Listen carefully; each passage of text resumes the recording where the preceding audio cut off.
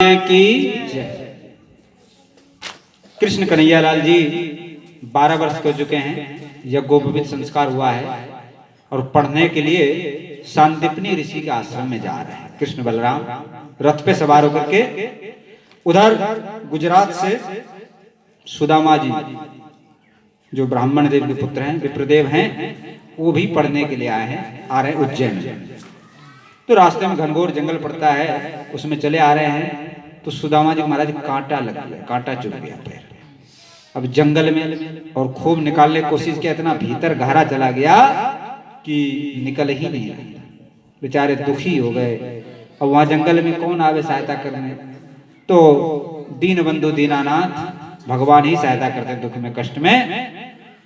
तो भगवान को सुदामा जी पुकारने लगे। कैसे पुकार रहे हैं? कांटो लागो रे सांवरिया मों पे गैल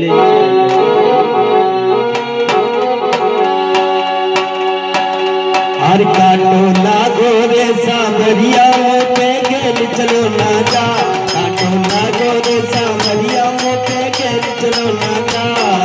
गैल चलो ना जाए मों पे गैल चलो ना जाए। कांटो लागो रे सांवरिया मों पे गैल चलो ना जा।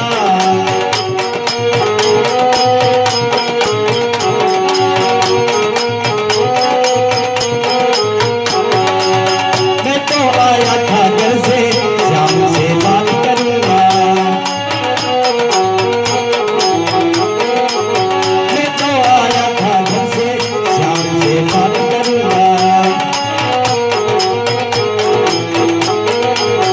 उंगली में कांटे लागो, उंगली में कांटे लागो, मुंह पे चलो न जाओ। कांटो लागो रे सांवरिया मुंह पे गैल चलो न जा। कांटो लागो रे सांवरिया मुंह पे गैल चलो न जा।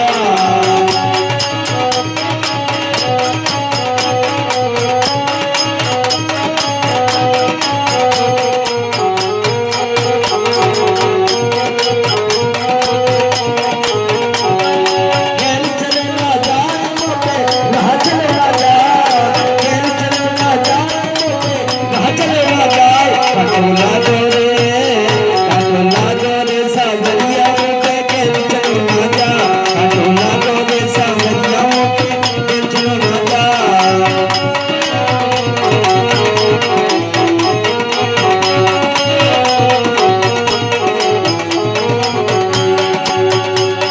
हरी चढ़ा की बोतल लेके मैं आया तेरे द्वारे। चढ़ा की बोतल लेके मैं आया तेरे द्वारे। मैं आया तेरे द्वारे, मैं आया तेरे द्वारे। चढ़ा की बोतल लेके मैं आया तेरे द्वारे। उंगली में कांटो लागो, उंगली में कांटो लागो, मुंह पे चलो न जा। कांटो लागो रे ओ कांटो लागो रे सांवरिया मुंह पे गैल चलो ना जा। कांटो लागो रे सांवरिया मुंह पे गैल चलो ना जा। गैल चलो ना जाए मुंह पे गैल चलो ना जा। गैल चलो ना जाए मुंह पे गैल चलो ना जाए। कांटो लागो रे सांवरिया मुंह पे गैल चलो ना जा। कांटो लागो रे सांवरिया मुंह पे गैल चलो ना जा।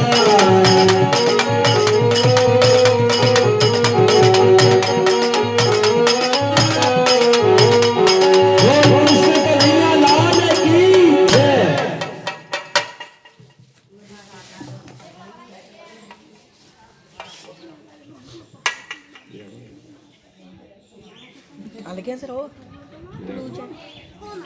जय जय श्री राधे श्याम।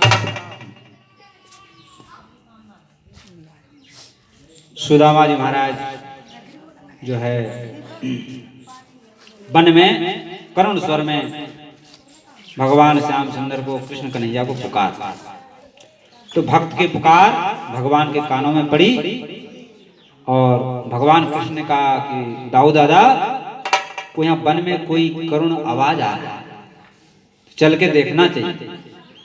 तो दोनों कृष्ण बलराम रथ से उतरे तो देखें मार्ग में सुदामा जी रो रहे हैं, बिलख रहे हैं, दर्द खून निकल रहा है उसमें। तो भगवान कृष्ण ने सुदामा जी स्वयं जल से उनके चरणों को धोए। इतना भगवान पतित पावन है, दीन बंधु उनका नाम, और अपने गोद में उनके चरण को ले लिया और लेकर के हाथ से निकालना चाहते हैं, लेकिन हाथ से नहीं निकला तो दांत से निकाला। बोलो भक्तवत्सल भगवान की। देखो भगवान सब कुछ करने के लिए तैयार है, लेकिन जीव का दुर्भाग्य है कुछ भगवान का स्मरण ही नहीं करते। यदि भगवान का हम स्मरण करें तो भगवान हमारे लिए सब कुछ करने के लिए तैयार है। भगवान दास भी बनने के लिए तैयार है, मित्र भी बनने के लिए तैयार है, पुत्र भी बनने के लिए तैयार है। जो आप चाहो सो बन सकते हैं, लेकिन जीव का ये दुर्भाग्य है कि जो सर्वशक्तिमान हैं, सर्व सुख देने वाले हैं, उन प्रभु को भूल करके जो नश्वर माया है, क्षणिक माया है, उस माया जाल में लोग फंस गए। तो श्याम सुंदर से प्रीति लगा लो तो सारा काम बनेगा।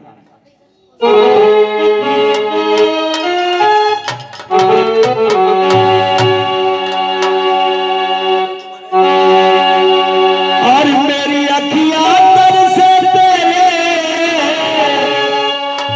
और मेरी अखियां तरसे तेरे ओ दीदार के लिए।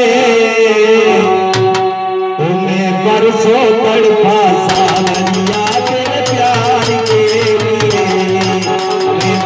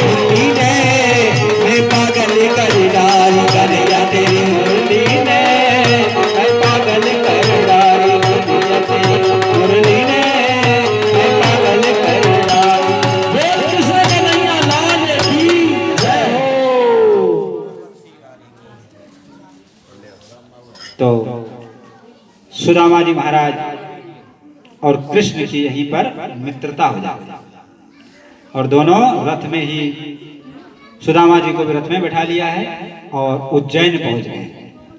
शांतिपनि ऋषि का आश्रम में पढ़ने लगे हैं। दोनों में गहरी मित्रता, एक के साथ खाना, बैठना, सोना, आपस में बात करना। एक दिन की बात है, गुरु माता ने लकड़ी, हवन के लिए लकड़ी बीनने के लिए कृष्ण सुदामा को जंगल में भेज दिया और बोले कि बेटा भूख लगे तो चना, एक पोटली में चना दे दिया, चना खा लेना। तो चल दिए महाराज, लकड़ी बीनने लगे। भगवान की लीला है, क्या कराना चाहते हैं। आंधी तूफान वर्षा शुरू हो गई और जोर जोर की बरसात होने लगी। भीग गए दोनों, पेड़ के नीचे थर थर कांपने लगे। सुदामा जी बड़ी भूख लगाई तो सुदामा जी धीरे धीरे चना जो था चबाना शुरू कर दिया और अपनी बटके खा गए और धीरे धीरे जो कन्हैया के बटके थे उसको भी। तो कन्हैया ने कहा भाई चना कहाँ है भाई सुदामा, हमको भूख लग रही है। तो बोले सुदामा जी बोले चना तो मैं खा गई। बोले अरे हमसे नहीं पूछा, हमको भी भूख लग रही है। तो बोले भैया तो मैं तो खा गया। अब खाई गए तो फिर क्या उपाय। यहाँ पर आए, सुबह रात्रि भर वहीं रहे। प्रातः काल गुरुदेव भगवान जो शांतिपनि ऋषि से शिष्यों के साथ खोजने गए कि कृष्ण सुदामा कहाँ रह गए। तो कृष्ण सुदामा को देखा तो पेड़ के नीचे बैठे हैं। तो गुरुजी ने आशीर्वाद दिया कि जाओ तुमको सारी विद्या आ जाएगी, क्योंकि जीव को अपना शरीर बड़ा प्रिय है, लेकिन तुमने अपने शरीर का भी ध्यान न करके गुरुजी की सेवा में ध्यान दिया, लगे रहे, तो तुम दोनों विद्या में पारंगत, सभी विद्याओं में पारंगत। गुरुजी ने आशीर्वाद दिया। और जब यहाँ पर आए गुरु माता के पास, तो गुरु माता ने कहा कि सुदामा बेटा तुम्हारे द्वारा एक काम गलत हो गया, तुमने अपने मित्र के बटका चना खा लिया, इसलिए तुमको निर्धन होना पड़ा। तो सुदामा जी पश्चाताप करने लगे। तो गुरु माता ने कहा जब तुम द्वारकापुरी जाओगे, जब तुम्हारी निर्धनता दूर हो। गुरु से कपट मित्र से चोरी, कहो निर्धन कहो कोरी। गुरु और मित्र से कभी कपट नहीं करना चाहिए, नहीं तो चोर, निर्धन अथवा कोड़ी होना। तो महाराज इधर विद्या अध्ययन पूरा करके भगवान श्री कृष्ण तो मथुरा आ गए, आगे चल के द्वारकाधीश बन गए। सुदामा जी अपने घर चले आए और विवाह हुआ है। सुशीला नाम की ब्राह्मणी है, बड़ी संतोषी है बेचारी। और सुदामा जी बड़े संतोषी, कहीं मांगने नहीं जाते, बहुत बड़े विद्वान हैं, ज्ञानी हैं, चाहते तो भागवत कथा करके खूब पैसा कमा सकते थे, लेकिन उन्होंने कहा नहीं, हमको तो भजन के सिवा कुछ करना नहीं। तुम्हारा रात दिन भजन में लगे रहते हैं और कोई अपने आप से कोई दे जाए तो उससे अपना निर्वाह, अयाचित वृत्ति, मांगने नहीं जाते। तो किसी किसी दिन कुछ नहीं मिलता है तो उस दिन एकादशी हो जाती है। तो महाराज कब तक एकादशी चलेगा? 2 दिन 4 दिन, महीना में 10 दिन भूखे रह जाए तो शरीर का क्या होगा? हड्डी रह जाएगा शरीर में, मांस समाप्त, हड्डी हड्डी। ये हाल ब्राह्मणी का। तो ब्राह्मणी बार बार, अच्छा ब्राह्मणी कहती है आपके मित्र सुदामा जी, आपके मित्र जो कन्हैया हैं, कृष्ण द्वारकाधीश हैं, आप जो है एक बार वहां चले जाओ। सुदामा जी ना, ये क्या कह रहे थे कि धन के लिए, हम संतोषी ब्राह्मण हैं, संतोषी हमारा धन है, भगवान की भक्ति हमारा धन है, हम वो तुच्छ धन के लिए अपने मित्र के पास जाएंगे? नहीं नहीं, ये नहीं। और भगवान की चर्चा निरंतर करते रहते हैं। एक दिन ब्राह्मणी ज्यादा ही पीछे पड़ गई, बोले देखो ऐसे काम नहीं चलेगा, कोई बात नहीं है, आप मांगने मत जाओ, मित्र से मिल तो आओ, दर्शन तो करिए, बहुत दिन हो गए तुम्हें, गुरुकुल से आए उसके बाद मिले नहीं मित्र से, तो अपने मित्र से मिल लो। बोले ये तो ठीक है, मिलने चले जाएंगे, दर्शन करने चले जाएंगे, कोई बात नहीं।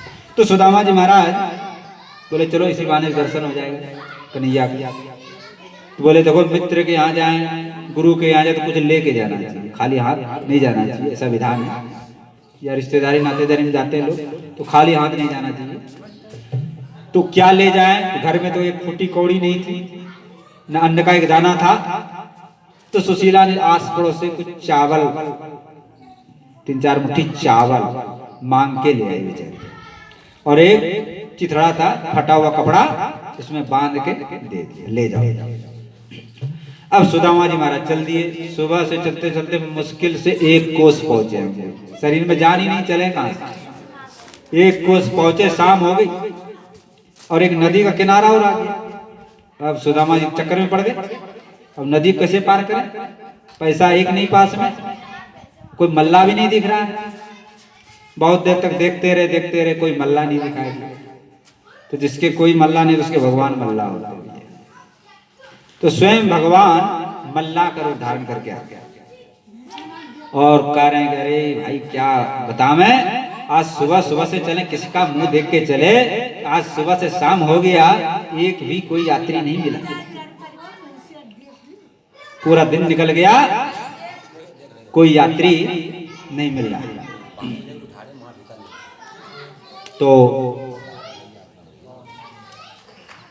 तो आज पता नहीं बाल बच्चे भूखे रहेंगे क्या? आज भूखे मरना पड़ेगा बच्चों को। कुछ हुआ ही नहीं सुबह से। तो दिखा रहे एक यात्री यहाँ पर बैठा हुआ है, शायद ये पार हो जाए। बोले, अरे महाराज ब्राह्मण देव, पार जाएंगे क्या उस पार? बोले, हाँ हाँ हमको तो पार जाना ही है, लेकिन भैया पैसा नहीं मेरे पास। अरे यार आज तो भाग्य ही फूट गया, एक मिला भी तो करेंगे पैसा ही नहीं मेरे पास। चलो आज ऐसे ही सही, चलो भैया ठीक है कोई बात नहीं, आज पैसा मिलना ही नहीं, चलो तुमको पार कर देते। तो महाराज बैठ गए नाव में, और नाव में बैठ के पूछने लगे, कहाँ से आए भैया? यहीं से भैया आऊँ, सौराष्ट्र से, गुजरात से। कहाँ जा रहे हो? द्वारकापुरी। द्वारकापुरी किस लिए जा रहे हो? अरे हमारा मित्र है ना कृष्ण। अच्छा तुम्हारा मित्र कृष्ण? कहाँ तू फटे हाल, कहाँ द्वारकाधीश, वो तुम्हारे मित्र हो गए? सुदामा बोले, हाँ भैया वो तो दीन बंधु हैं, दीनानाथ हैं, उनके तो हमारे जैसे ही मित्र होते हैं। ऐसी मीठी मीठी बात बतराते हुए चल रहे। बोले, भैया एक बात बताओ, तुमने विवाह किया कि नहीं? सुदामा बोले, विवाह तो हो गया भाई। सुशीला जो हमारी पत्नी बड़ी सुशीला है बेचारी, बड़ी संतोष, हमें खिला देती है, स्वयं नहीं खाती, हमें खिला देती है, बड़ी प्रेम करती है हमसे, ऐसी हमारी सुशीला है। ऐसे करके बात करते करते नदी के पार आ। बोले, भैया अब तो तुमको पार कर दिया, अब हम चले अपने घर को। और मल्ला भगवान चले गए। कहाँ चले गए पता नहीं, लो बोलो। अब सुदामा जी दिन भर के चले बेचारे, थक गए थे, सो गए महाराज, गाढ़ी नींद आ गई।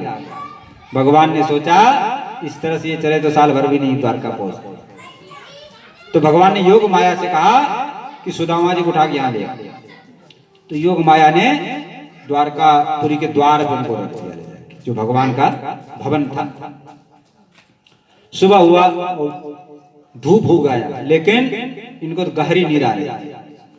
तो द्वारपालों ने आवाज लगाया, श्री श्री 1008 श्री द्वारकाधीश महाराज की जय। जब जोर से आवाज लगाई तो सुदामा जी जग गए। देखा हक्का बक्का रह गए, मैं तो नदी किनारे जंगल में पड़ा था, यहाँ कैसे आ गया? कौन सा नगर है भैया? तो द्वारपाल से पूछा, भैया ये कौन सा नगर है? बोले, द्वारकापुरी। अच्छा द्वारकापुरी आ गए? बोले, हाँ द्वारकापुरी।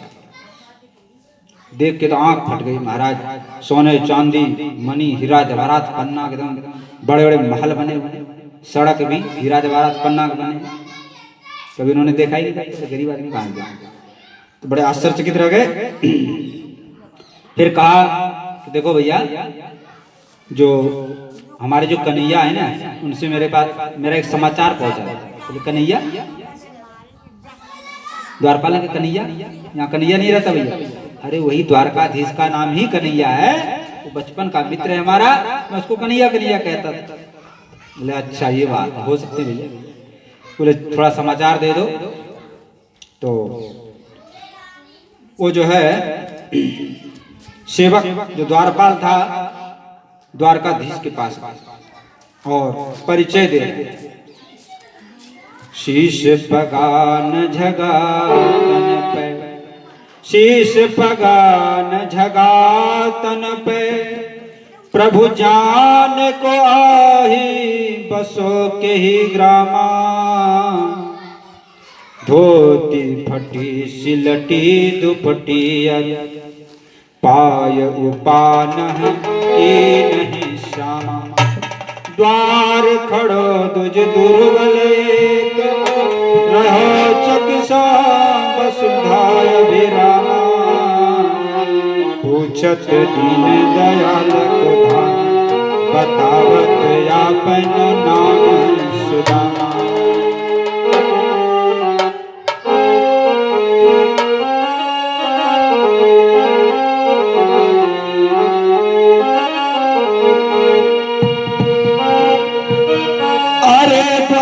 पालो कन्हैया से कह दो,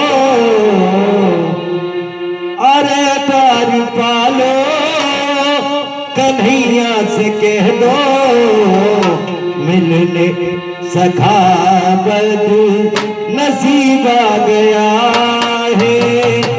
अरे द्वार पालो कन्हैया से कह दो, मिलने सखा बदनसीब आ गया है।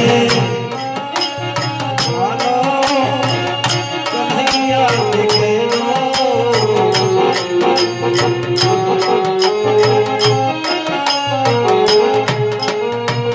भटकते भटकते न जाने कहाँ से तुम्हारे महल के करीब आ गया है। अरे द्वार पालो कन्हैया से कह दो, मिलने सखा बद नसीब आ गया है।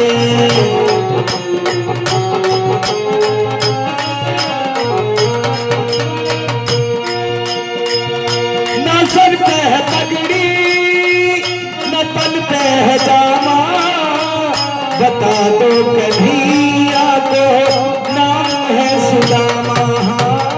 बता दो कन्हैया को नाम है सुदामा।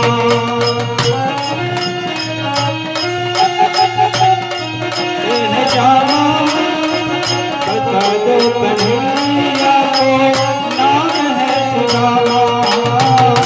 बता दो कन्हैया को नाम है सुदामा। एक बार मोहन जा कर के कह दो, मिलने सखा बद नसीब आ गया है। अरे द्वार पालो कन्हैया से कह दो, मिलने सखा बद नसीब आ गया है।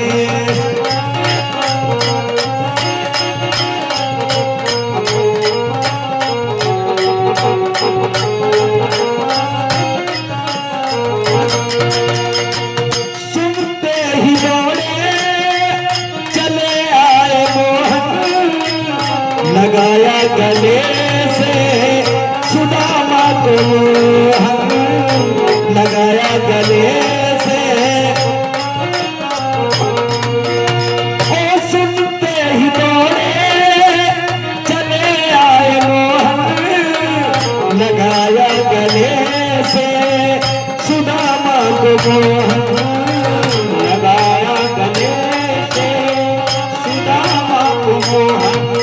अरे हुआ रुक्मणी को बड़ा ही अचंबा, ये मेहमान कैसा अजीब आ गया है। हुआ रुक्मणी को बड़ा ही अचंबा, ये मेहमान कैसा अजीब आ गया है।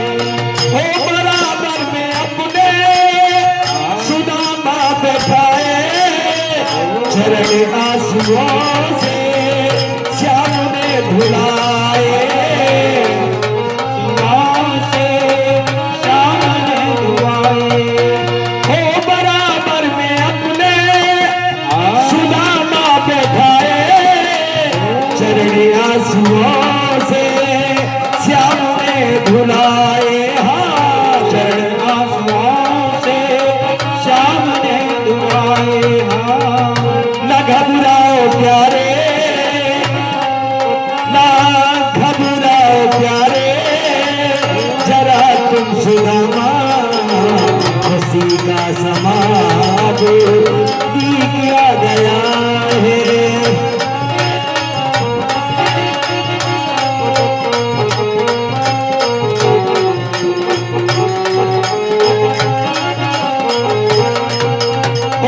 अरे द्वारपालो कन्हैया से दो मिलने सखा बदनसीब आ गया है। बोलो श्री द्वारकाधीश भगवान की जय।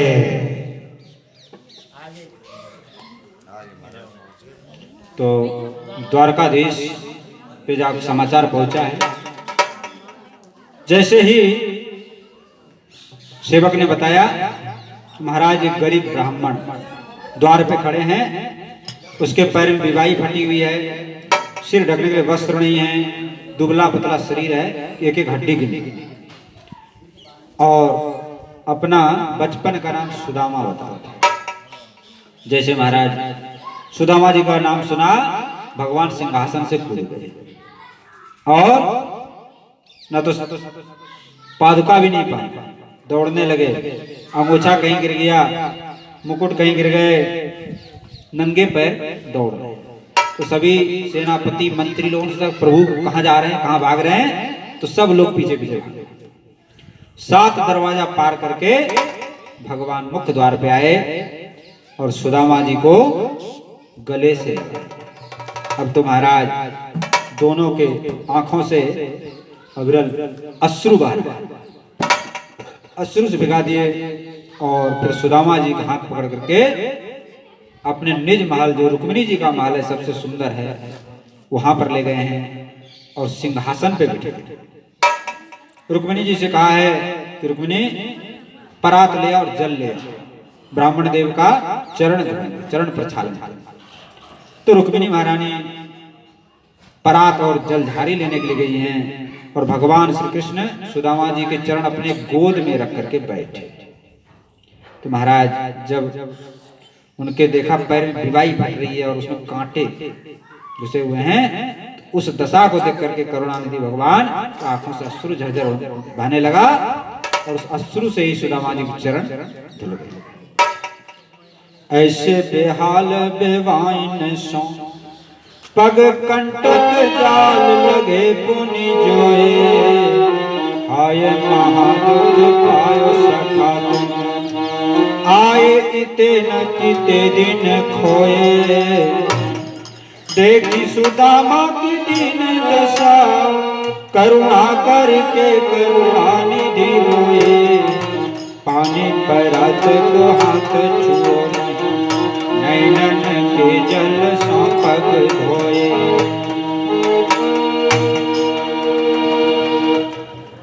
तो नैनों के जल से पैर धोए भगवान ने और उसके बाद सुदामा जी को स्नान कराया, सुंदर अर्गजा चंदन लेप करके स्नान कराया और सुंदर सुंदर वस्त्र धारण कराया और उसके बाद 56 भोग जो है परोस दिया है सामने भोजन करने के लिए, और स्वयं रुक्मिणी महारानी पंखा कर। तो सभी देवता लोग, सभी जो अंतःपुर में और जो रानियां थी, सबके मन अचंभा, इस ब्राह्मण ने कौन सा ऐसा पुण्य किया जो स्वयं भगवान श्री कृष्ण और महारानी रुक्मिणी जो महालक्ष्मी का अवतार हैं, स्वयं सेवा के।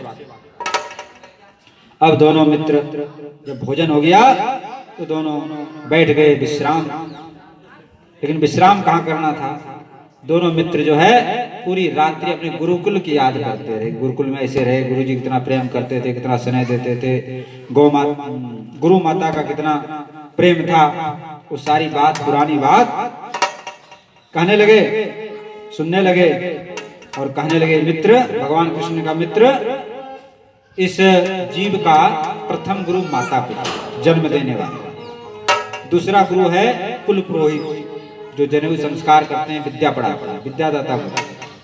और तीसरे गुरु हैं सदगुरु, जो जीव को माया से छुड़ा के भगवान को। और जो सदगुरु होते हैं वो मेरा ही स्वरूप। ऐसा गुरु की महिमा का बखान किया है। और गुरु के ऋण से मुक्त होने के लिए शिष्य का कर्तव्य है कि गुरुदेव को प्रसन्न कर लें। गुरुदेव प्रसन्न कैसे होते हैं?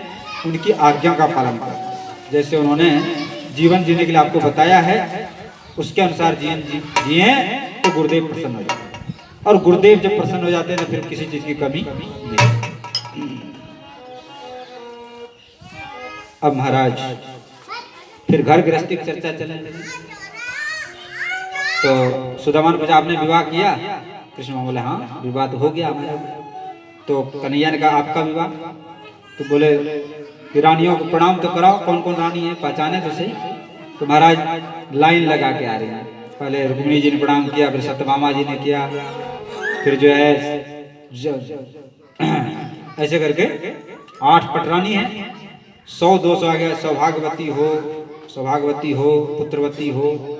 हमारे हाथ में दर्द हो गया। सुदामा जी बोले, कन्हैया एक बात बताओ, इतनी भीड़ तुमने कहाँ से इकट्ठा कर ली? ये कहाँ से ले आए? पूरी द्वारका की महिला स्त्रियां यहीं पर आ गई क्या?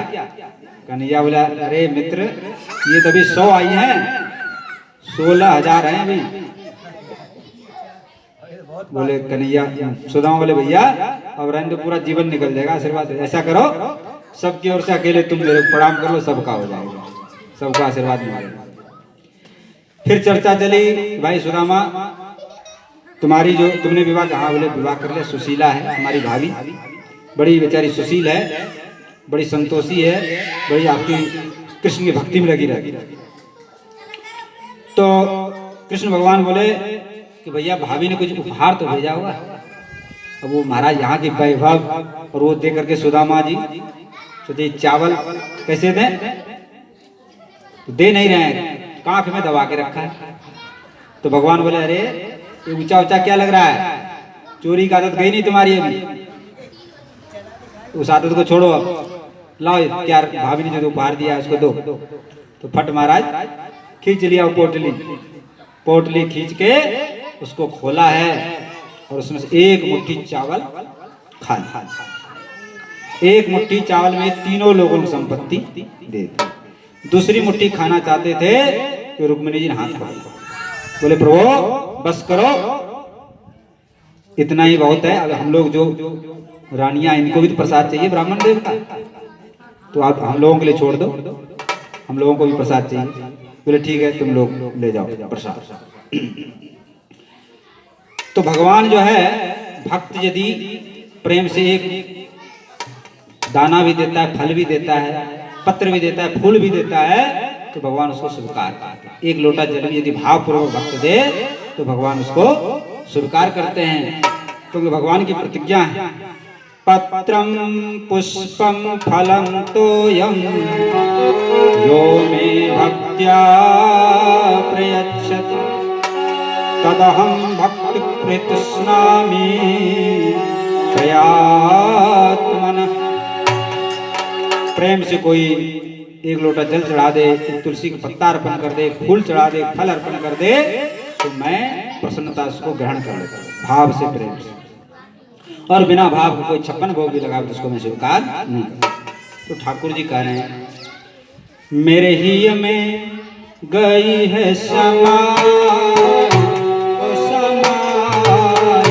भगतन की भाव भरी भक्ति।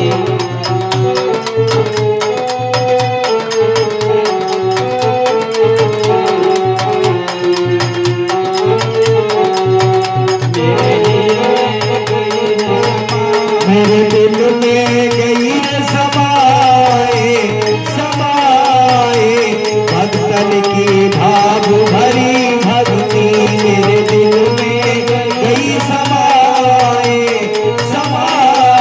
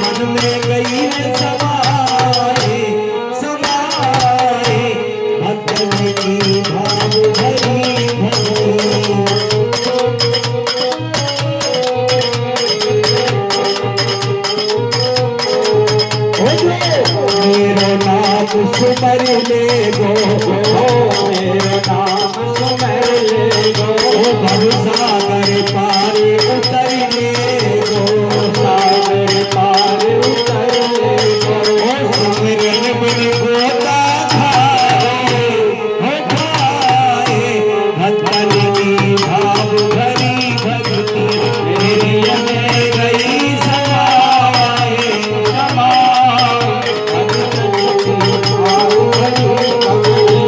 विदुरानी के छिलका खाओ विदुरानी के छिलका खाओ विदुरानी के छिलका खाओ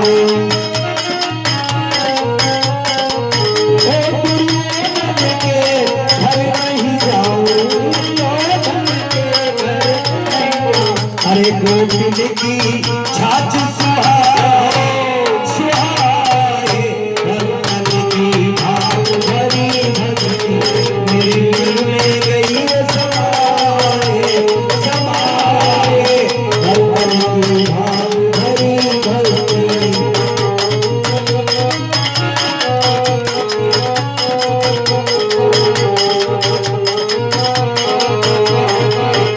मेरे प्रेम को पंथ निरालो है मेरे प्रेम को पंथ निरालो है ये जानत जानन हारो है जानत जानन हारो है ये जानत जानन हारो है जानत जानन हारो है गुरु नानक दियो बताओ बताए भक्तन की भाव भरी भक्ति मेरे मन को गई समाए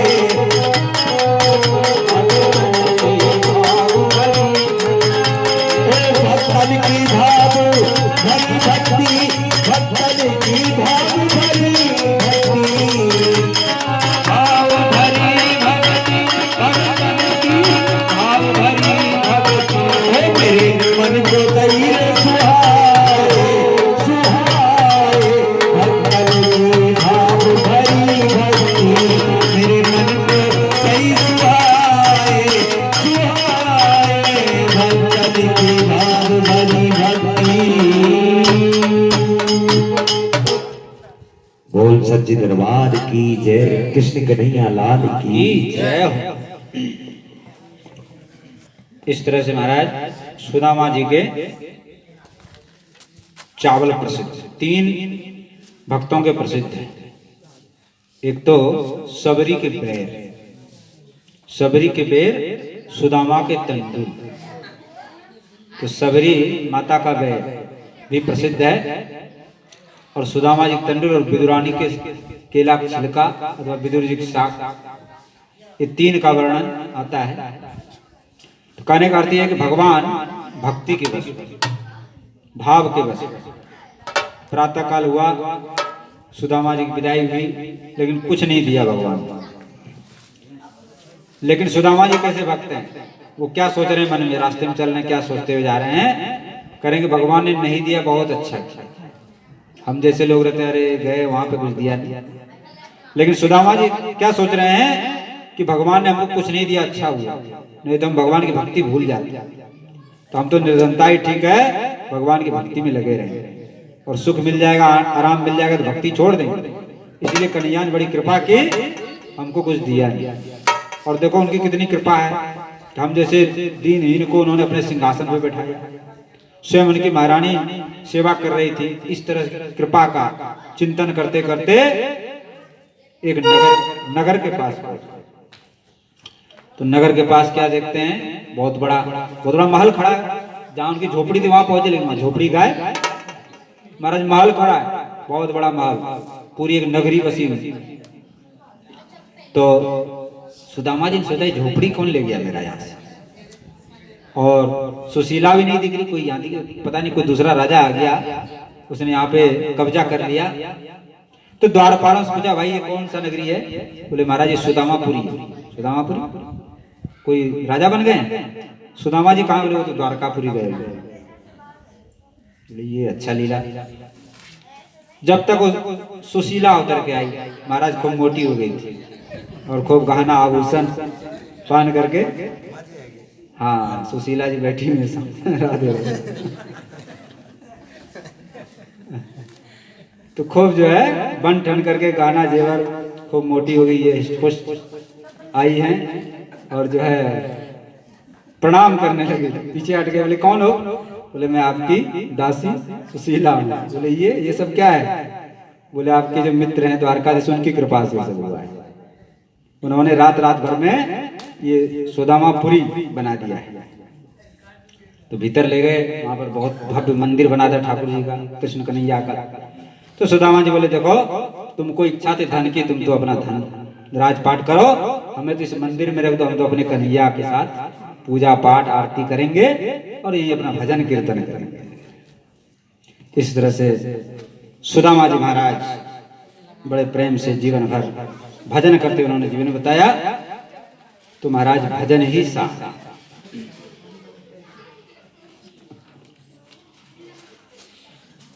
नाम हरि का जप ले वंदे,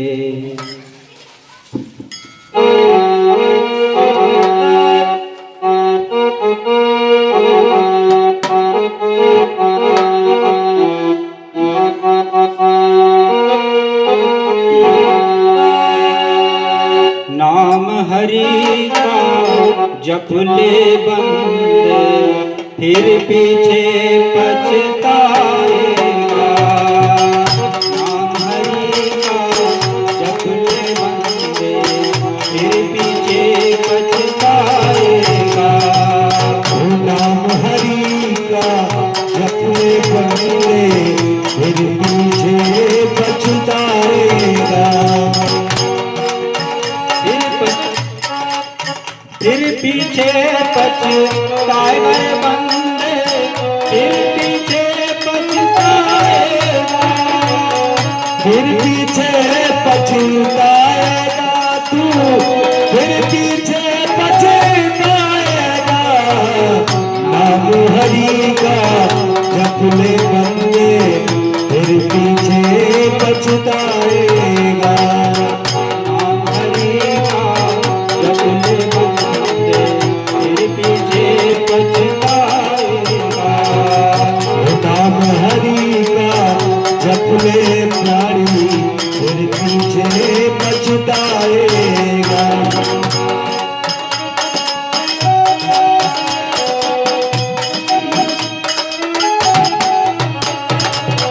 कालापन तू खेल गमाया, आई जवानी भर सोया। कालापन तेरे खेल गवाया, आई जवानी चैन से सोया। कालापन तू खेल गमाया, आई जवानी नित भर सोया। कालापन तेरे खूब गवाया,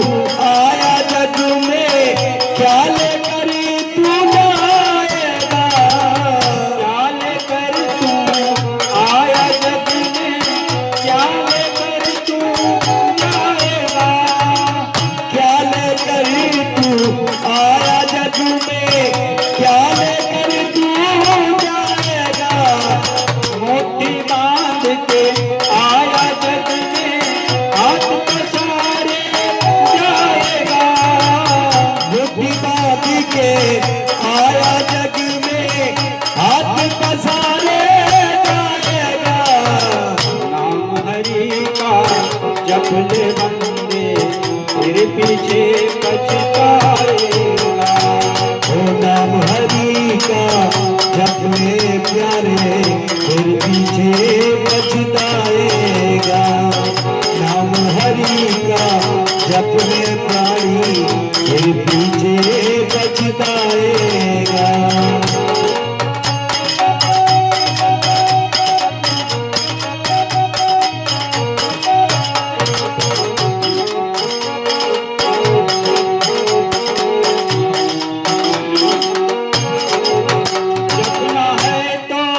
जपने बंदे आखिर तू मिट जाएगा। जपना है तो जपने बंदे आखिर तू मिट जाएगा। जपना है तो जपने बंदे आखिर तू मिट जाएगा। हाँ जपना है तो हरि को जपने आखिर तू मिट जाएगा। कहते कबीर सुनो भाई साधु, कहते कबीर सुनो भाई साधु, नर्तन फिर नहीं पाएगा। हरि कहत कबीर सुनो भाई साधु नर्तन फिर न पाएगा।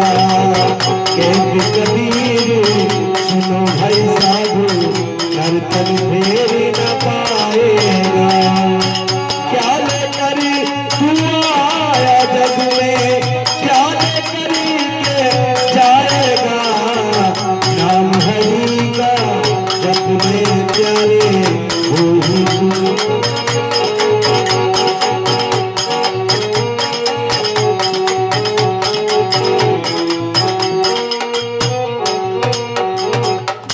बोलो भक्तवत्सल भगवान की। अब कुछ अंतिम दिवस है आज, कुछ सार बातें आपको बताते हैं। कथाएं तो अनंत हैं, अथाह हैं, ज्ञान का कोई अंत नहीं है। बड़े बड़े महापुरुष कहते हैं कि ज्ञान रूपी समुद्र के किनारे में रहा लेकिन कंकड़ों को ही बीनता रहा। हीरे मोती माणिक पन्ना तो ये हाथी नहीं है। तो महाराज ज्ञान का समुद्र अथाह है, भगवान की कृपा हो जब ही मिलता है। तो कथा का अंत नहीं है, ज्ञान का अंत नहीं है। तो कुछ सार बातें आपको बताएंगे जो आपके जीवन में काम आने वाला है। भगवान का नाम यही सार है। कलयुग केवल नाम आधारा, सुमरि सुमरि नर उतर ही पारा। कलयुग योग यज्ञ नहीं जाना, एक आधार राम गुण गाना। इस घनघोर कलिकाल में जब तक योग ज्ञान ये सब होना बड़ा कठिन है, क्योंकि महाराज वातावरण अशुद्ध है, लोगों की धर्म कर्म में विशेष रुचि नहीं रही है, सर्वत्र वातावरण विषय में हो गया है और छल कपट झूठ चोरी बेईमानी ये सब चारों तरफ बढ़ा कलयुग की विभीषिका। तो राजा परीक्षित कलयुग को मारने चाहते थे, लेकिन विचार के एक गुण है इसमें। अब गुण तो बहुत है, एक सबसे बड़ा गुण है कि सतयुग में हजारों वर्षों तक, लाखों वर्षों तक बड़े बड़े मतलब समाधि लगाने से, ध्यान लगाने जो फल मिलता है वो कलयुग में हरि नाम से मिलता है। त्रेता में बड़े बड़े यज्ञ अनुष्ठान करने से जो फल मिलता है कलयुग में हरि नाम से मिलता है। द्वापर में विधि विधान से पूजा पाठ करने से जो फल मिलता है वो कलयुग में हरि नाम से। तो कलयुग में महाराज जी सबसे बड़ा गुण, हरि नाम से जीव का उद्धार होता है। और हरि नाम भाव कुभाव कैसे हो? भाव कुभाव अनख आलस हो, नाम जपत मंगल दिस। भाव कुभाव अनख आलस हो, नाम जपत मंगल दिस। भाव से कुभाव से किसी भी तरह से भगवान का नाम लिया जाए तो मंगलकारी। देखो सब लोग शांति से बैठो। अब सार बात, मुख्य बात बताया जा रहा है, जो 6 दिन का है उसका निचोड़ बताता है, और जब शांति से आप बैठ के सुनेंगे जब भी समझ में आएगा। तो भगवान का नाम हर एक जीव प्राणी मात्र को लेना चाहिए। हम जहां भी जाते हैं प्रश्न करते हैं लोगों से, एक बात बताओ कि भक्ति करने से लाभ क्या है और भक्ति करने से हानि, नहीं करने से हानि क्या है? इस प्रश्न का उत्तर हम ही देते हैं, लोग तो नहीं दे पाते हैं। मैं स्वयं ही उत्तर भी देता हूं। भक्ति करने से लाभ ही लाभ और भक्ति न करने से हानि ही हानि। क्या हानि है भैया? भक्ति करेंगे तो आपके अंदर अच्छे गुण आएंगे, सत्य, अहिंसा, भगवान की भक्ति से आपका जीवन सुखी शांति में बनेगा। आपके अंदर एक शक्ति, भगवान सर्वशक्तिमान है, उनका आप आश्रय लेंगे तो आपके काम सब सफल हो। आजकल लोग आत्महत्या करके क्यों मर रहे हैं, निराश क्यों हो जाते हैं? उनको पता ही नहीं कि कोई भगवान है। अपनी शक्ति का भरोसा करते हैं, जब कोई काम पूरा नहीं तो आत्महत्या करते हैं। लेकिन भगवान के भक्त कभी आत्महत्या नहीं करते, उनको तो भगवान का भरोसा रहता है। जिसने द्रौपदी की लज्जा रखी, जिसने डूबते हुए गजेंद्र को बचाया, जिसने प्रहलाद का जीवन बचाया, जिसने ध्रुव का उद्धार किया, जिन्होंने अनेक भक्तों को पार किया, उन भगवान की शक्ति का आश्रय लेते हैं। और जो शक्ति भगवान में है वही भगवान के नाम है। यहां तक कर दिया कि भगवान से बढ़कर के भगवान का नाम, राम से बढ़कर राम का नाम। भगवान ने तो अहिल्या को तारा, भगवान के नाम ने अनेकों को तार दिया। कथाएं, नाम महिमा की कथाएं बहुत विस्तार से है। यदि 6 दिन में केवल नाम महिमा की कथा कहे ना तो भी समाप्त नहीं होगी, लेकिन अपने पास समय कम है तो कुछ कुछ बातें वैसे आप लोग सब लोग जानते हैं, केवल यादगारी दिला दिया। अजामिल ब्राह्मण था, सदाचारी था, 3 समय संध्या वंदन करता था, पूजा पाठ हवन करता था। लेकिन महाराज को न कुसंगत पाए नसाई, नीच मते रही न चतुराई। कुसंग का बड़ा प्रभाव होता है, जैसा संग वैसा रंग। तो एक दिन बेचारा जंगल में जा रहा था हवन की लकड़ी लेने, रास्ते में एक वेश्या किसी के पुरुष के साथ गलत काम में, उस दृश्य को देख लिया, बुद्धि खराब हो गई। जबकि घर में स्त्री है, सुंदरी है, सेवा करती है, सब बात सही है, लेकिन मन बिगड़ गया महाराज, और वेश्या के पास ही चला गया, और उस वेश्या से 9 लड़के हो गए। घर का जितना संपत्ति था वहीं पहुंचा दिया। लेकिन हमारी जो भारतीय स्त्री होती है वो पतिव्रता होती है, पति ही उनकी गति है। तो उस पहली जो स्त्री थी अजामिल, उसने भगवान से प्रार्थना की, प्रभु हमारे पति का कल्याण है। एक दिन संत महात्मा वृंदावन धाम से आ रहे हैं, भगवान नाम कीर्तन तो कथा तो बड़ी विस्तार है, लेकिन अब छोटे में सुनाना, इसलिए भगवान नाम कीर्तन तो आप लोग कर ही रहे हैं। तो संतों का आदर किया। अजामिल की पहली पत्नी ने जलपान दिया, बेचारी गरीब थी, कुछ था नहीं, अपने दूसरे के यहाँ चक्की उक्की पीछे खाती। तो संतों को जल से ही स्वागत किया। तो संतों ने पूछा, बेटी सब सकुशल तो है, सारी कहानी सुना दिया। तो संतों ने कहा, बेटी निराश ना हो, भगवान सबकी रक्षा करते हैं, तो तुम्हारे पति का अवश्य कल्याण। संत उस वेश्या के यहाँ गए। वेश्या ने सोचा आज पश्चिम में सूर्योदय हो गया क्या। वेश्या के यहाँ संत लोग कैसे आ रहे हैं, प्रणाम किया। बोले महाराज यहाँ कैसे, रास्ता तो नहीं भूल गए आप लोग? बोले बेटी तुमसे एक वस्तु मांगने। बोले महाराज हम क्या दे सकते? बोले तुम्हारे घर में जो लड़का पल रहा है इसका नाम नारायण रखना। बोले ठीक है महाराज, ये तो कोई बड़ी बात नहीं। तो उस पुत्र हुआ 10वां पुत्र, अंतिम पुत्र, बुढ़ापे के समय नाम रख दिया नारायण। अब उस अजामिल को उस नारायण से बड़ा स्नेह प्रेम हो गया। दिन रात उसी के साथ बैठना उठना, खिलाना पिलाना, नवाना धोवाना, रात में सो लेके सो जाना, मतलब पूर्ण आसक्ति हो गई उस नारायण। आओ बेटा नारायण, कहाँ हो बेटा नारायण, खा लो बेटा नारायण, पी लो बेटा, दिन भर नारायण नारायण।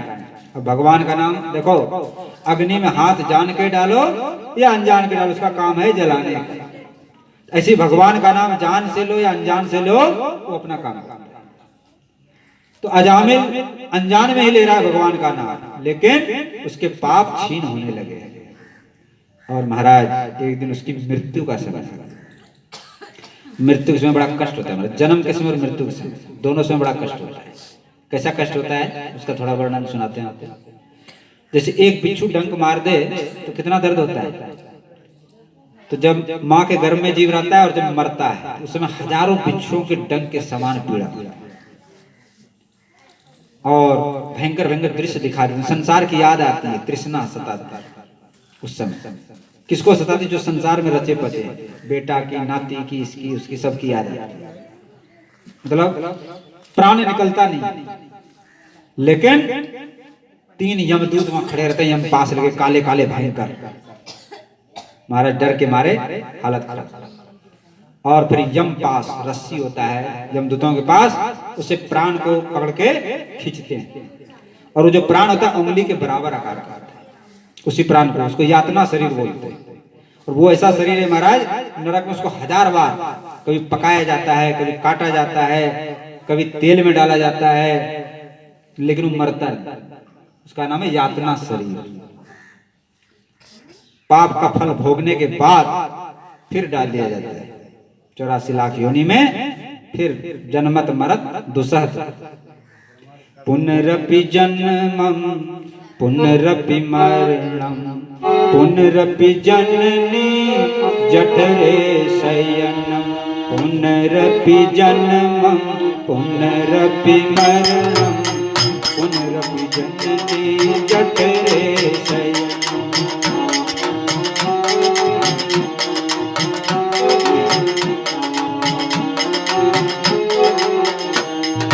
पुनरपि जन्मम पुनरपि मरणम पुनरपि जन्मम पुनरपि मरणम पुनरपि जननी जठरे शयनम।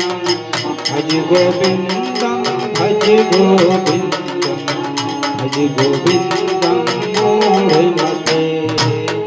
भज गोविंदम भज गोविंदम भज गोविंदम मूढ़मते। भज गोविंदम भज गोविंदम भज गोविंदम भज गोविंदम भज गोविंदम मूढ़मते। भज गोविंदम गोविंदम भज मूढ़मते। भज गोविंदम भज गोविंदम भज गोविंदम मूढ़मते। तो भगवान का भजन करना चाहिए। ये जो मनुष्य शरीर मिला है 84 लाख योनियां पार करने के बाद एक बार मिलता है। इस मनुष्य शरीर को पाकर यदि भगवान का भजन नहीं किया तो सब व्यर्थ है।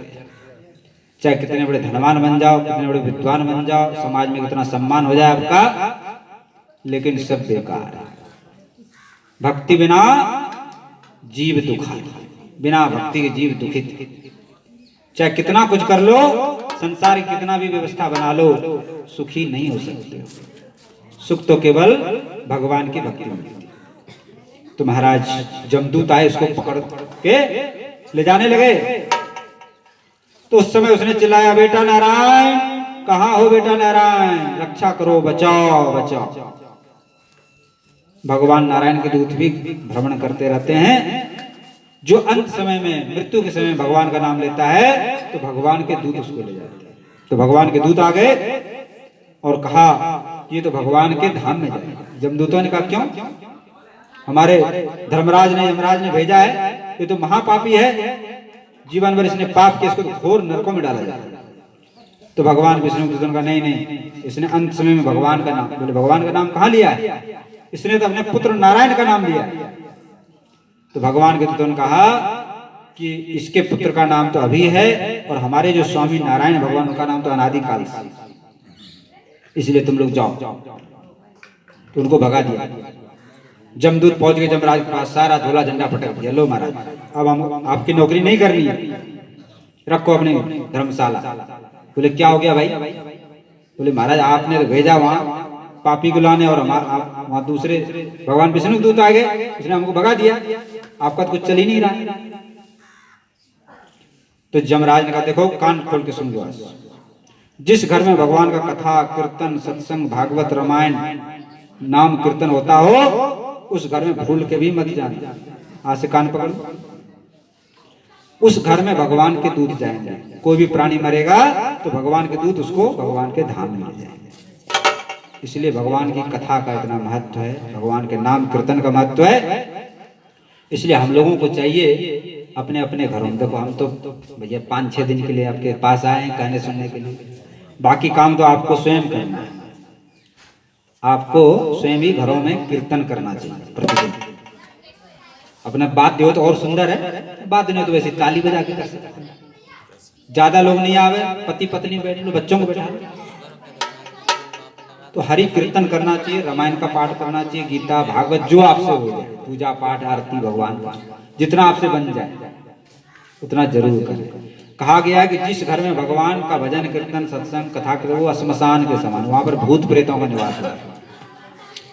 एक बार भूत प्रेत पहुंच गए भगवान के पास, बोले महाराज बड़े परेशान हैं। जो प्रेत होते हैं ना सबसे निकृष्ट योनि है प्रेत की, 1,000 वर्ष की आयु होती है और मुंह होता है सुई के जैसे। प्रेत बनते कौन है महाराज? जो पाप कर्म करते रहते हैं, झूठ छल कपट चोरी बेईमानी हत्या दूसरों को दुख देना कष्ट देना, ये सब प्रेत बन जाते हैं।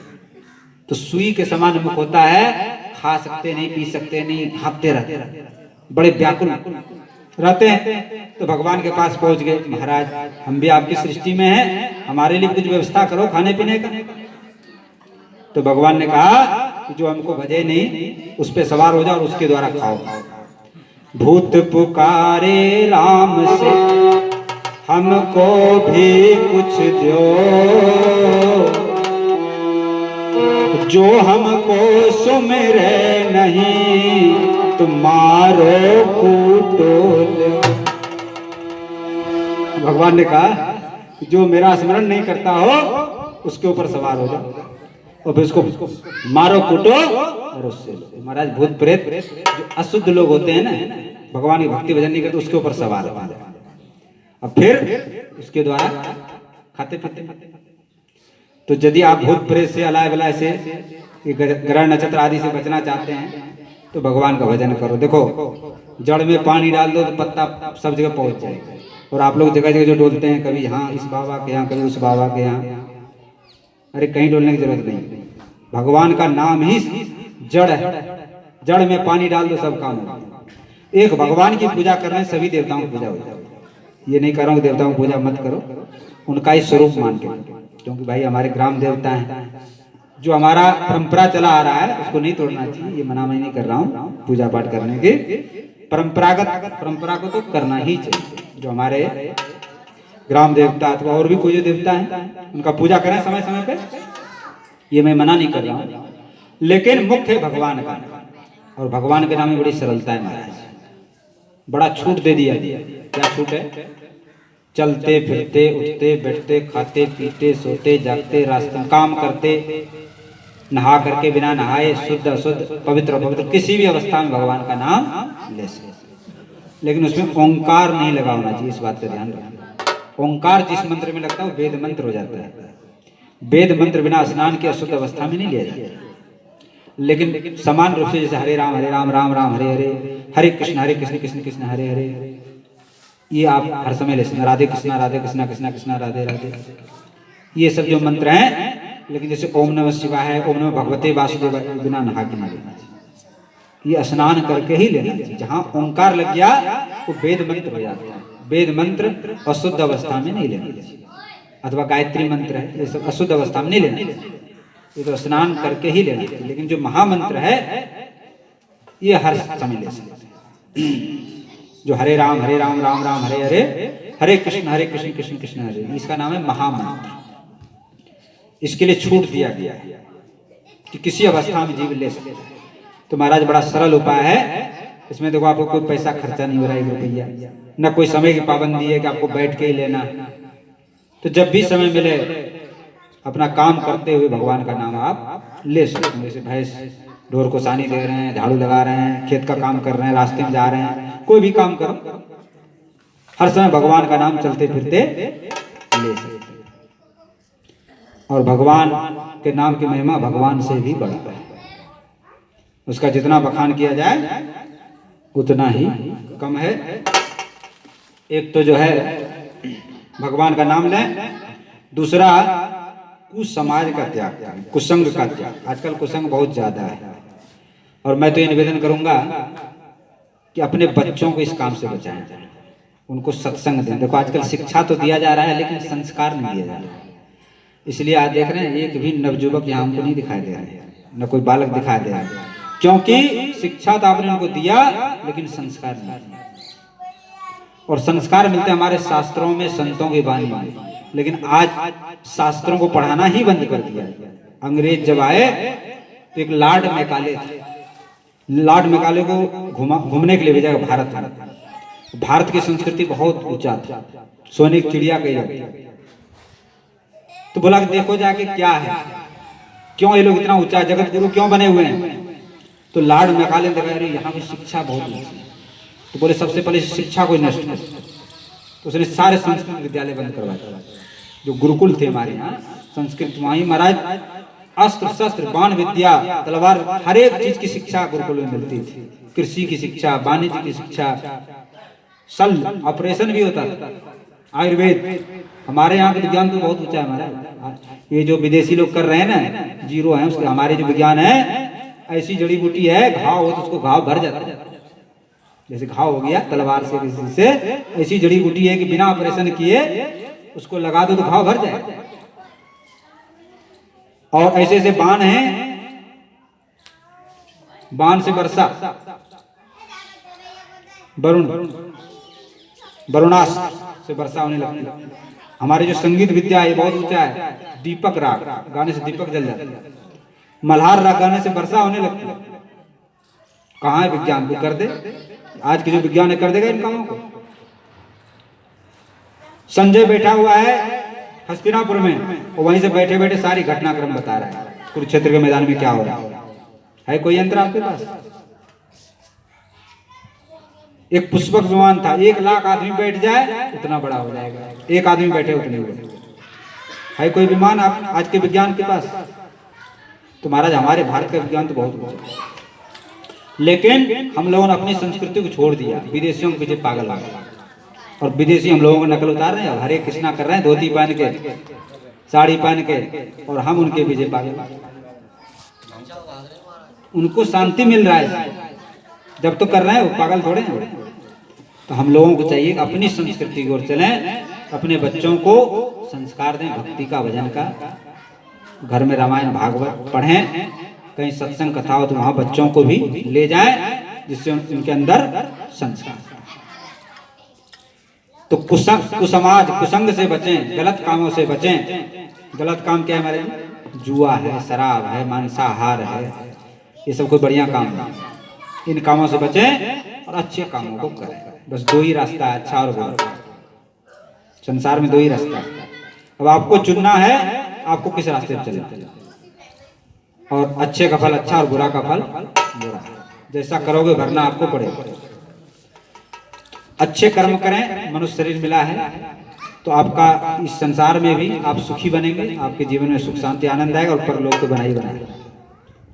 तो संत लोगों का ये कर्तव्य होता है, समाज को देखो, समाज का रोटी खाते हैं हम लोग, तो हम लोगों का कर्तव्य होता है समाज को दिशा निर्देश करना, सही रास्ता बताना। तो इसलिए हम लोग बता देते हैं, अब कोई चले तो ठीक है, नहीं चले कोई बात नहीं। हम रोज रोज तो यहाँ नहीं रहे, आपके यहाँ रोज कहने के आपके पीछे लगे रहे। आज यहाँ कल वहाँ रमता जो भाता पाना पता नहीं कहाँ जाएगा। तो इसलिए आप लोगों से विनती है, प्रार्थना है, एक तो भगवान का नाम लें और घर में सत्संग का, भक्ति का वातावरण बनाएं। इससे आपके बच्चे के अंदर अच्छा संस्कार आएगा। आपके ये नहीं कह रहा हूँ देखो बाबा जी नहीं बनाने के लिए कह रहा हूँ, बाबा जी बना दो। अरे घर में यदि बालक संस्कारी होंगे तो आपका सम्मान करेंगे। और एक बात और समझ लो, लक्ष्मी जी कहाँ ठहरती है? लक्ष्मी जी बड़ी चंचल है। लक्ष्मी जी ठहरती नारायण के चरणों में। आपने फोटो देखा होगा, चरण दबाती लक्ष्मी जी नारायण। तो जिस घर में नारायण की भक्ति होगी वहां लक्ष्मी जी स्थिर हो जाती है, और जहां नारायण की भक्ति नहीं होती फिर लक्ष्मी जी उपद्रव करती है। वहां लड़ाई झगड़ा, मार पीट, केस मुकदमा, ये सब। तो यदि आप लोग नारायण की भक्ति करेंगे तो लक्ष्मी जी आपके घर में निवास करें। तो सत्संग करें, कुसंग का त्याग करें। और महाराज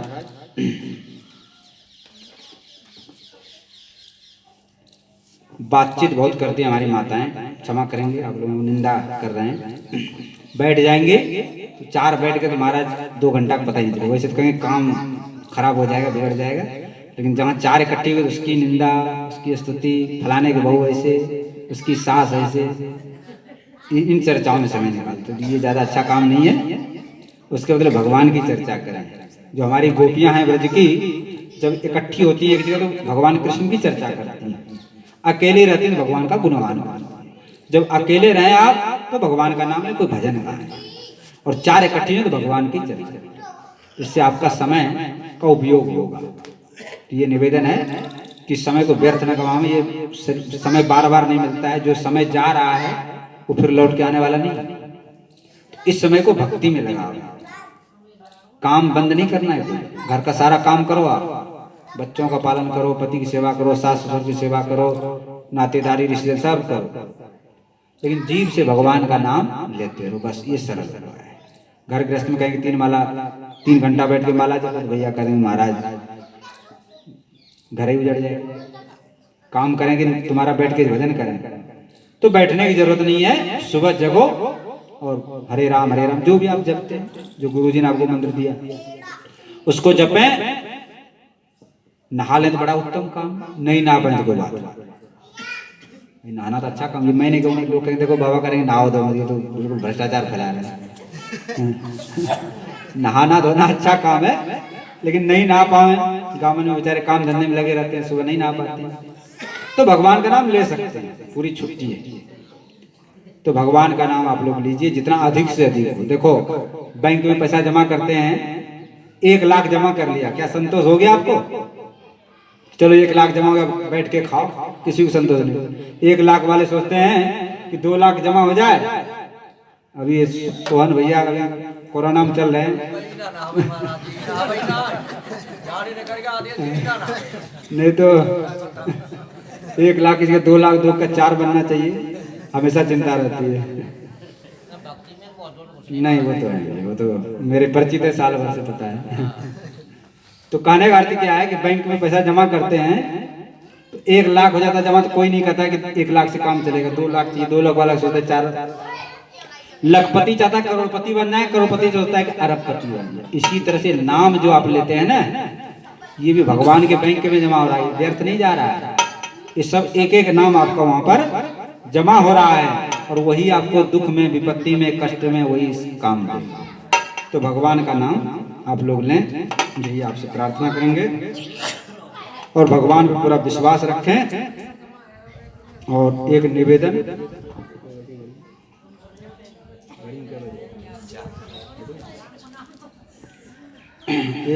अंतिम निवेदन कर देंगे आपसे। मिलन आज तक का हमारा तुम्हारा, मिलन आज तक का हमारा तुम्हारा, मिलन आज तक का हमारा तुम्हारा, मिलन आज तक का हमारा तुम्हारा। आप बुलाओगे तो आएंगे दोबारा, आप बुलाएंगे आएंगे दोबारा, मिलन आज तक का हमारा तुम्हारा। मात पिता भाई बहना, ओ मात पिता भाई बहना, मात पिता भाई बहना, मात पिता भाई बहना। सत्संग में तुम आते ही रहना, हो सत्संग में तुम आते ही रहना, हम आज तक का हमारा तुम्हारा मिलन आज तक का हमारा तुम्हारा, मिलन आज तक का हमारा तुम्हारा। आप बुलाओगे मिलेंगे दोबारा, हो आप बुलाएंगे मिलेंगे दोबारा।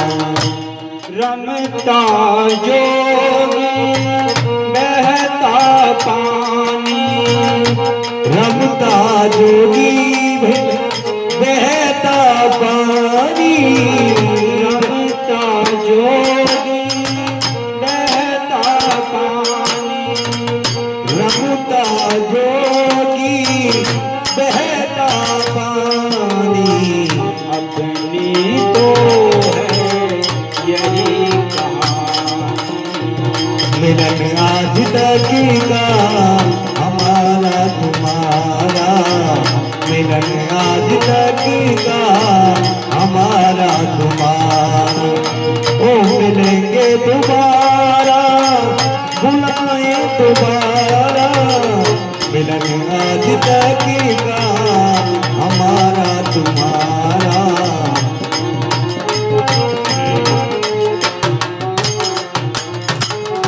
कथा श्रवण को भूल न जाना, कथा श्रवणी को भूल न जाना, कथा श्रवणी को भूल न जाना।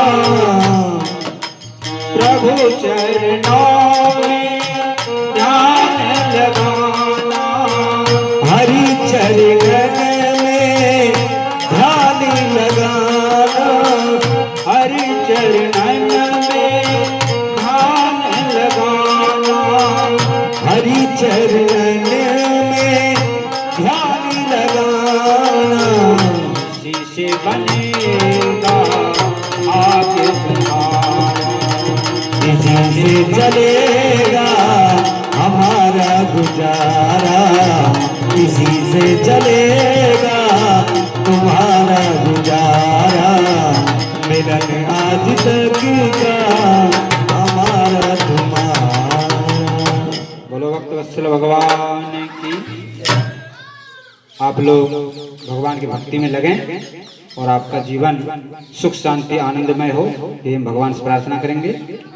और 6 दिन के अंदर हमसे कोई अपशब्द निकल गया हो, कोई कठोर शब्द निकल गया हो, आप सब लोग बालक समझ करके क्षमा करेंगे और अपना स्नेह प्रेम बनाए रखेंगे, यही निवेदन करेंगे आप लोगों से। और कभी 1-2 बात और कहनी थी। जय जय श्री राधे। 5 मिनट समय लेंगे, ज़्यादा नहीं। हमारा जो घूमने का उद्देश्य है वो बता देते हैं आप लोगों को। 22 साल तक हम अपने गुरुदेव की सेवा में रहे। हमारे गुरुदेव का नाम है परम पूज्य श्री रामदास जी महाराज, श्री मास्टर बाबा महाराज के नाम से लोग जानते हैं गोवर्धन में उनको। तो जब तक वो रहे, जब तक हम गोवर्धन व्रतराशिकों से बाहर नहीं गए। 22 साल उनकी सेवा में रहे निरंतर। उसके बाद फिर हमको थोड़ा बाहर निकलना पड़ा, क्योंकि व्यवस्था का भार हमारे ऊपर है आश्रम का। 100 तो गौ माता है वहाँ पर, और जो है लगभग 15-20 साधु संत रहते हैं। अपने सोहन भैया हैं, सुखदेव भैया हैं, लोग सब जा चुके हैं वहाँ पर। आप लोग भी कभी आइए गोवर्धन, तो वहाँ पर देखिए किस तरह से गौ की सेवा होती है। गाय की सेवा ऐसी होती है कि किसी गाय के शरीर पे हड्डी नहीं दिखेगी, खूब भाव से प्रेम से सेवा किया जाता है। और स्थान ऐसा जैसे कि आदमी बैठते हो वैसे झाड़ बाड़ के सेवा होती है। एक तो होता है निर्वाह, अन्य गौशाला दूसरे गौशाला की बात हम नहीं कहेंगे, हम अपनी बात करें। तो वहाँ बिल्कुल साफ सफाई का ध्यान रखते हैं। 4 तो ग्वाले हैं जो वेतन वाले, बाकी साधु संत भी सेवा करते हैं। एक उद्देश्य तो गौ सेवा भी है। देखो आजकल अर्थ से ही सारा काम होता है। अब 100 गायों का पालन, आप लोग 1-2 गैयों को पालते होंगे तो पता होगा कितना खर्च बैठता है। तो 100 गैयों को पालने में खर्चा चाहिए। तो थोड़ा उसके लिए भी जो भी आ जाता है गौ सेवा में हो जाता है। दूसरा, भगवान की भक्ति का भी प्रचार हो जाता है इसी बहाने से, क्योंकि साधु संतों का काम ही है भगवान नाम का, भगवान का कथा कीर्तन करना, प्रचार करना, लोगों का जीवन अच्छा बने।